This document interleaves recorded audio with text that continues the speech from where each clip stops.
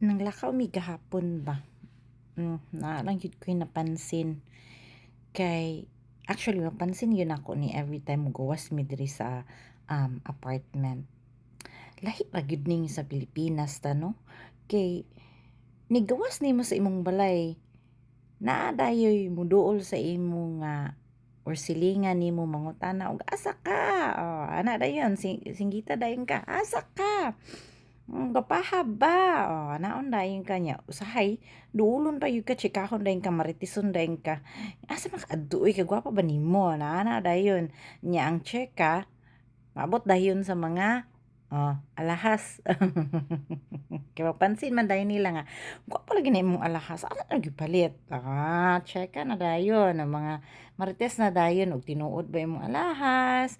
Imong mga sinina, tinuod ba? Branded ba? Asa ba na imong gikuha? Balik na rin sa alahas. Usahay pangutan-on pa gyud pila na ka terms. Asa na nimo giutang? Malingaw na lang ka, di ba? Lingaw gud kaning sa Pilipinas. Usahay matingal na lang ka. Ang imuhang kaila nga naa dito nagpuyo sa pikas baryo. Kabalo na sa imong love life. Ingani kalingaw sa Pilipinas.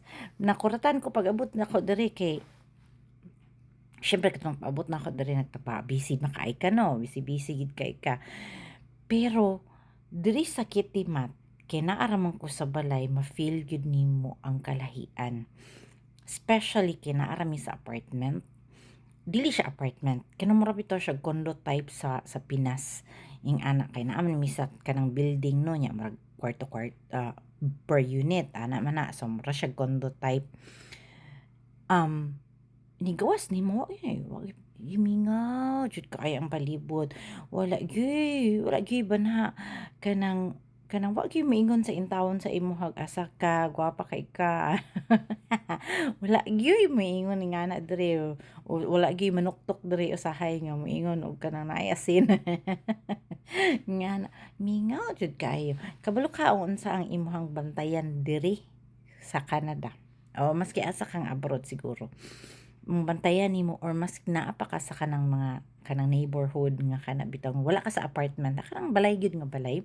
Ang imong bantayan, imong silingan nga ikaw ra pud ang gibantayan. Ngano? For example, especially kung naa kay silingan nga Pinoy sad. Kay ngano? Example, just example ha. Party mo. Party mo kay mga Pinoy bitaw niya. Hangtod karaoke, hantod buntag ba ng mga party no.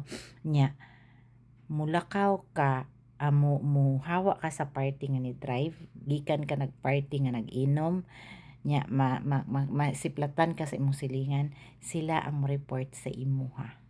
Na nahitabo na gina diri.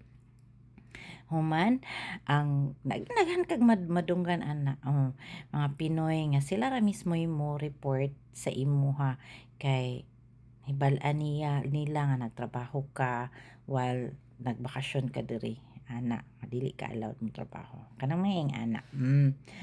Pero balik gihapon ta diri sa kanang kamingaw og kamingaw sa abroad no. Mao na ako ingon nga kung maanhi ka diri sa abroad, magtuon-tuon gyud ka nga ikaw lang isa. Murag ako, gastoryan ako sa akong kaugalingon diri. 'Di ba?